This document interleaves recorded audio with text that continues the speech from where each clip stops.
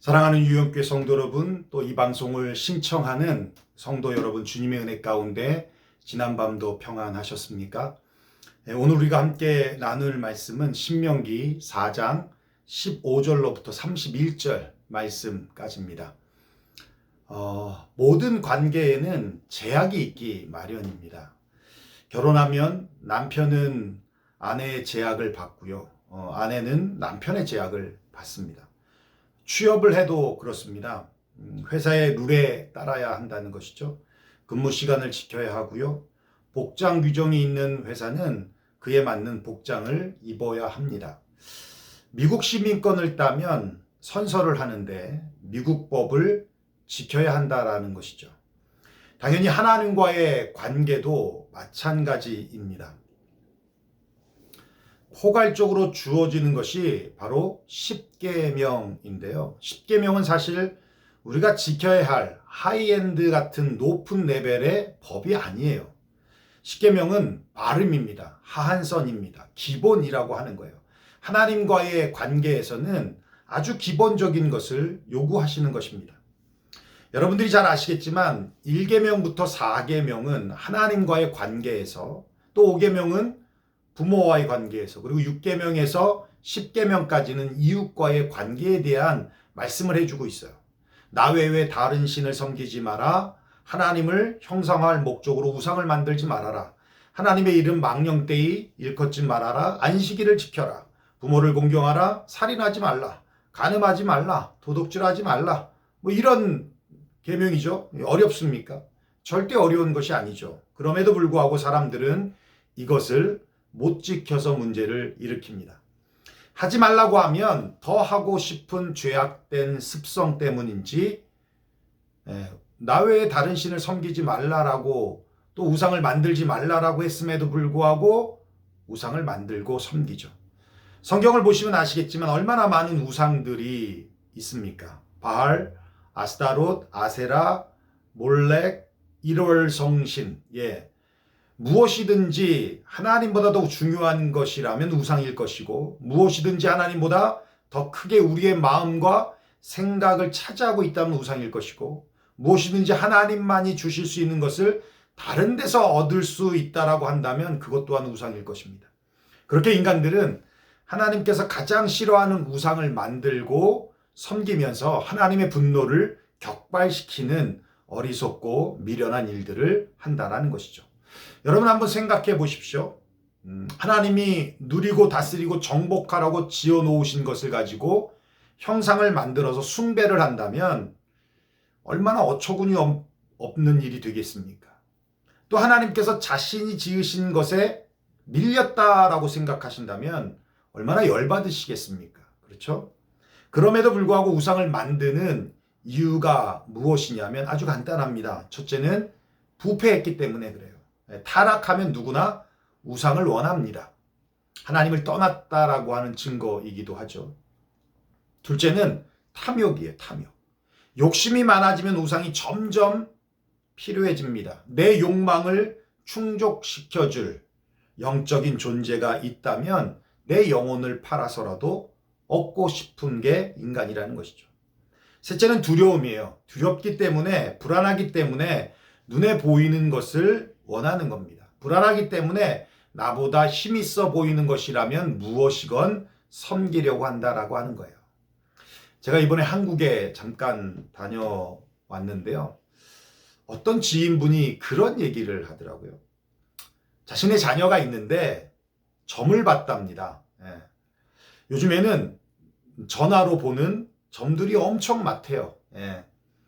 전화로 상담한다라고 하는 것이죠. 용하다는 점쟁이는 한 통화에 무려 5만 원, 8만 원 그런답니다. 누구한테 소개를 받고 전화를 했는데 뭘 물어보면 뭐 속 시원하게 답을 안 해준다는 거예요. 두리뭉실한 거죠. 코에 붙이면 코걸이, 귀에 붙이면 귀걸이라고 하듯이 맞는 것 같기도 하고 틀린 것 같기도 하고. 그래서 마지막으로 물었답니다. 자신이 엄마하고 잘 맞냐? 물었더니 그 자녀는 사실 엄마를 끔찍히 생각하는 딸이거든요. 또 엄마랑 너무 잘 맞아서 여행도 같이 다니고 그런 자녀인데 무당이 하는 말이 상극이랍니다. 상극.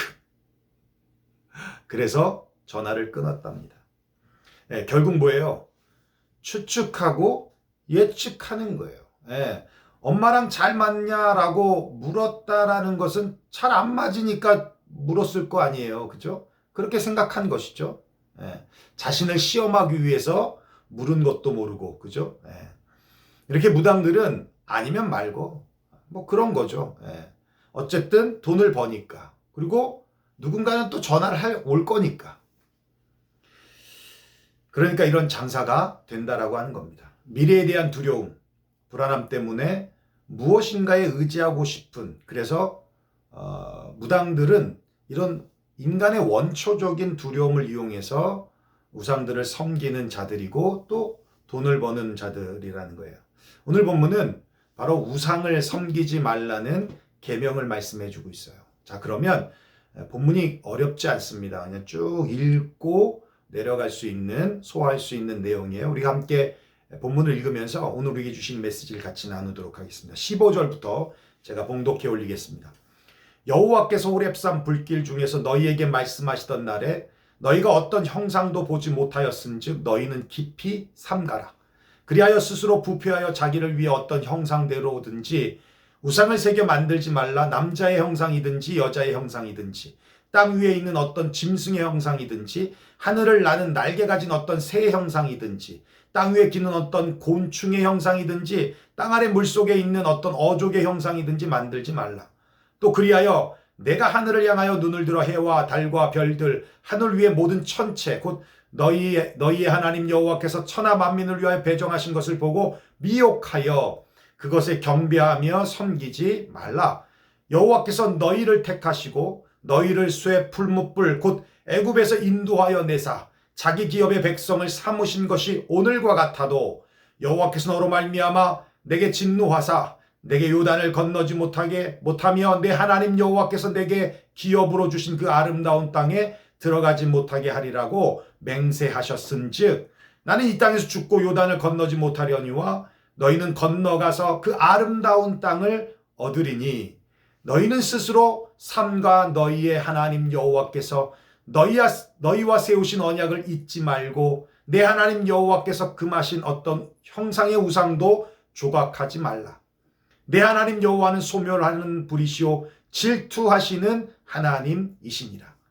내가 그 땅에서 아들을 낳고 손자를 얻으며 오래 살 때에 만일 스스로 부패하여 무슨 형상의 우상이든지 조각하여 내 하나님 여호와 앞에 악을 행함으로 그의 노를 일으키면 내가 오늘 천지를 불러 증거를 삼노니 너희가 요단을 건너가서 얻는 땅에서 속히 망할 것이라. 너희가 거기서 너희의 날이 길지 못하고 전멸될 것이니라. 여호와께서 너희를 여러 민족 중에 흩으실 것이요 여호와께서 너를 쫓아 보내실 그 여러 민족 중에 너희의 남은 수가 많지 못할 것이며 너희는 거기서 사람의 손으로 만든 바 보지도 못하며 듣지도 못하며 먹지도 못하며 냄새도 맡지 못하는 목석의 신들을 섬기리라. 그러나 내가 거기서 내 하나님 여호와를 찾게 되리니 만일 마음을 다하고 뜻을 다하여 그를 찾으면 만나리라. 이 모든 일이 내게 임하여 환난을 당하다가 끝날에 내가 내 하나님 여호와께로 돌아와서 그의 말씀을 청종하리니 내 하나님 여호와는 자비하신 하나님이시라. 그가 너를 버리지 아니하시며 너를 멸하지 아니하시며 내 조상들에게 맹세하신 언약을 잊지 아니하시리라. 아멘. 네, 오늘 본문은 여기까지입니다. 모세가 출애굽 2세대들에게 다시 언약의 말씀을 가르치는데 신신당부한 것이 무엇입니까? 우상을 섬기지 말라는 거예요. 왜요? 24절에 말씀하고 있습니다. 내 하나님 여호와는 소멸하는 불이시요 질투하시는 하나님이시니라. 질투하시는 하나님이시다. 성경을 보면 질투는 타락한 인간의 성품이요 인간의 욕망에서 나오는 심리 상태를 말합니다. 잘 아시겠지만 첫 번째 살인 사건인 가인이 아벨을 죽인 것도 질투였고요. 사울이 다윗을 죽이려고 했을 때도 질투였습니다. 이렇게 사람의 질투는 타락한 성품 중에 하나뿐인데 하나님은 왜 그 부정적인 단어를 사용하시면서 질투하시는 하나님이라고, 그래서 우리로 하여금 뭔가 거부 반응이 일어나도록 왜 그렇게 말씀하고 계실까 하는 거죠. 창세기에서부터 시작해서 요한계시록까지 성경은 우리를 향한 하나님의 사랑으로 가득 차 있습니다.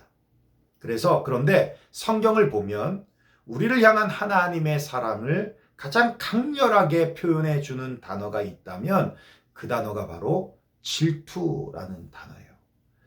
히브리어로 질투라고 하는 이 단어는 칸난이라는 단어인데 구약에 5번이 나옵니다. 그런데 어느 때 사용되어지냐면 오늘 본문과 같이 영적인 간음, 즉 우상 숭배와 관련되어 있을 때 사용되어 왔어요. 무슨 말입니까? 하나님의 질투가 우리를 향한 하나님의 강렬한 사랑의 증거라는 것이죠. 그렇습니다. 하나님의 질투는 곧 하나님의 사랑을 말하고 있어요. 진정한 사랑은 질투하게 되어 있다는 것입니다. 칸난이라는 단어의 의미는 하나님의 열정, 하나님의 열심을 말합니다. 하나님의 이 열심이 없다면 우린 지금 이 자리에 있을 수 없었을 것입니다.